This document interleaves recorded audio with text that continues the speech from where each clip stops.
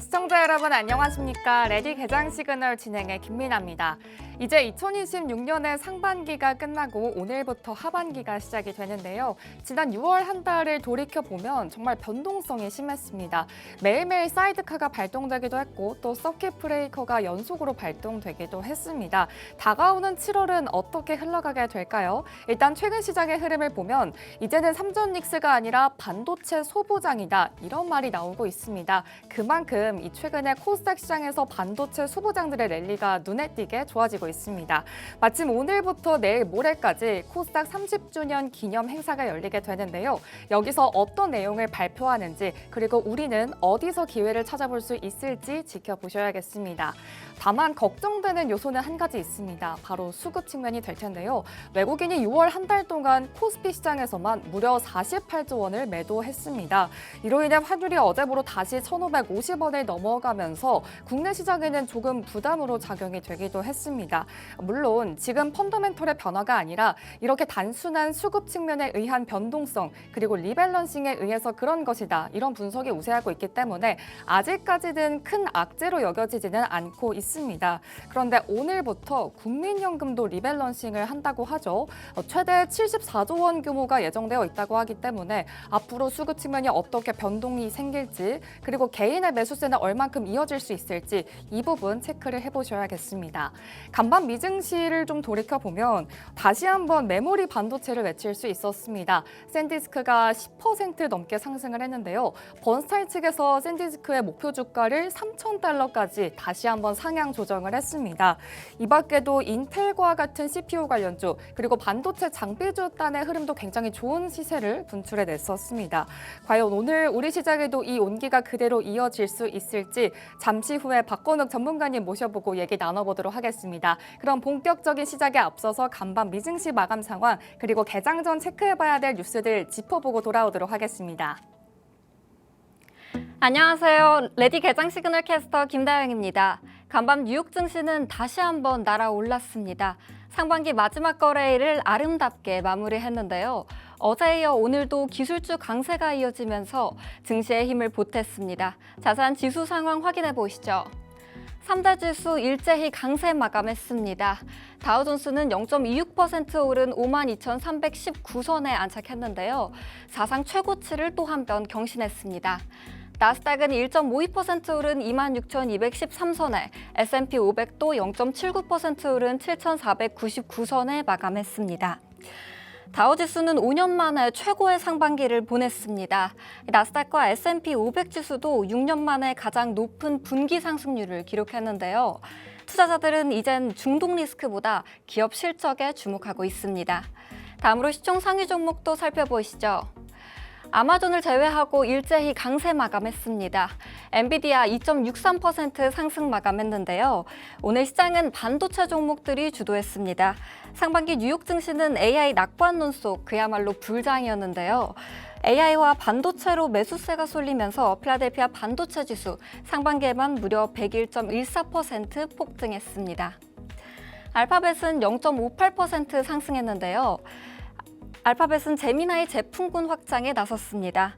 이미지 생성 모델인 나노 바나나 2 라이트와 영상 생성과 편집을 위한 제미나이 옴니 플래시를 공개했는데요. 보다 빠르고 효율적인 AI 모델을 출시하면서 투자 심리를 자극했습니다. 애플은 2.7% 강세 기록했습니다. 미국 대법원에서 애플과 에픽게임즈의 앱스토어 소송을 다시 검토하기로 했는데요. 이번 심리 결정으로 애플은 제한된 수수료를 되살릴 기회를 얻게 됐습니다. 기술주 강세 속에 마이크로소프트도 1% 넘는 강세 기록했습니다. 한편 아마존은 0.75% 하락했습니다. 아마존은 AWS 산하의 새로운 조직을 신설한다고 밝혔는데요. AI 소프트웨어 도입을 위해 엔지니어들을 고객사에 직접 파견할 계획입니다. 시총 6위부터도 보면 일제히 상승 마감했습니다. 먼저 스페이스X 4% 넘는 강세 기록했습니다. 나스닥 100 지수 편입을 앞두고 매수세가 이어지고 있습니다. 이번 편입은 상장한 지 한 달도 되지 않아 이뤄진 이례적인 기록인데요. JP모건은 스페이스X의 편입으로 약 43억 달러 규모의 패시브 자금이 유입될 것으로 추산했습니다. 브로드컴도 1% 넘게 올랐고요. 테슬라는 2% 넘는 상승폭 그려냈습니다. 도이치방크는 테슬라의 2분기 차량 인도량이 예상치를 웃돌 것으로 전망했습니다. 전년 대비 8%, 또 전분기 대비 16% 증가할 것으로 예상했는데요. 유럽과 중국 등 해외 시장의 견조한 수요가 실적 개선을 이끌고 있다고 설명했습니다. 메타도 소폭 상승했고요. 마이크론 테크놀로지는 0.79% 상승 마감했습니다. 마이크론이 아동과 가족을 위한 저축계좌에 2억 5천만 달러를 투자한다고 밝혔는데요. 이번 투자는 트럼프 계좌에 참여한 기업 중 최대 규모입니다. 마이크론은 이번 프로그램이 최대 100만 명의 아동에게 혜택을 줄 것으로 기대하고 있습니다. 다음으로 국제유가 흐름도 살펴보시죠. 국제유가는 공급 우려 완화 속에 하락세를 기록했습니다.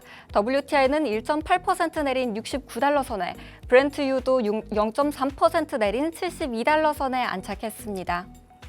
미국과 이란은 카타르 도하로 각각 대표단을 보내면서 일단 대화를 위한 불씨를 되살렸는데요.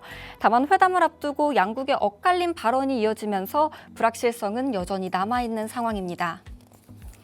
다음으로 금은 시세도 함께 체크해 보시죠. 금은 선물은 하락세를 이어갔습니다. 금 선물은 0.14% 내린 4,033달러 선에, 은 선물도 1.74% 내린 58달러 선에 거래를 마쳤습니다. 연준의 매파적 기조와 인플레이션 우려 속에 약 12년 만에 가장 큰 분기 하락을 기록했는데요. 6월 들어 현재까지 약 11.2% 하락했습니다. 네, 지금까지 미증시 마감 상황 전해드렸는데요. 간밤 시장은 기술주에 대한 매수세가 쏠렸습니다. 상반기 증시는 AI 낙관론 속에 반도체주가 주도를 했는데요. 시장은 이제 곧 있을 실적 발표 시즌에 주목하고 있습니다.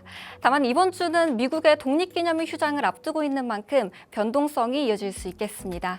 지금까지 미증시 전해드렸습니다. 안녕하세요. 레디 개장 시그널 캐스터 김지아입니다.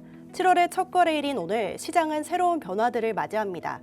국민연금 리밸런싱부터 코스닥 시장 개편, 그리고 미국발 반도체 소송 이슈까지 오늘 장에서 영향을 끼칠 수 있는 세 가지 포인트들 함께 살펴보겠습니다.